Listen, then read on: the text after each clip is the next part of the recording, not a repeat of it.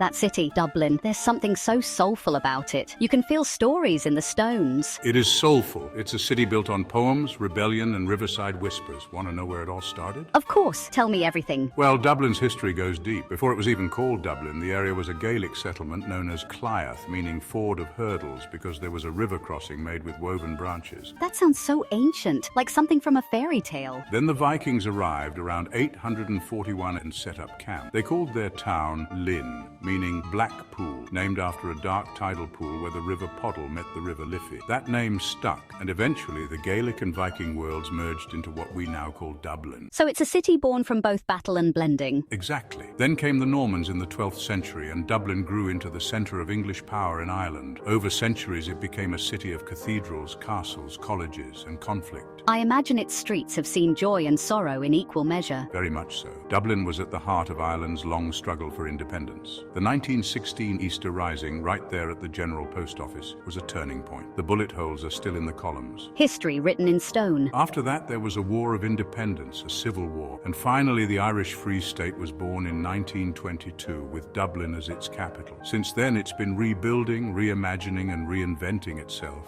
And the river, she still runs through it all, doesn't she? Yes, she divides north and south, but unites the soul of the city. You'll find the Halfpenny Bridge arching over her, and on the banks, people reading, laughing, protesting, or just watching the clouds roll in. What's the city like now? Beautifully alive. About 1.4 million people in the metro area and growing. Most are of Irish descent, of course, but there's a growing diversity. Polish, Nigerian, Brazilian, Chinese communities, all adding flavor to the stew. Speaking of flavor, where would you take me to eat? Oof, so many places. Traditional fish and chips from Leo Bird, Irish stew at the Woolen Mills, fine dining at Chapter 1, and for breakfast, Oka or Brother Hubbard. And we'd sip Guinness at the Long Hall, a pub frozen in time. With a little fiddle playing in the background, right? Always. And the landmarks, Trinity College with the Book of Kells. Those illustrations are over 1,000 years old. St. Patrick's Cathedral, Dublin Castle, and Kilmainham Jail, where so many revolutionaries took their last breath. It's a city that remembers. It is, but also one that laughs. Dubliners are known for their wit, warmth, and wild storytelling.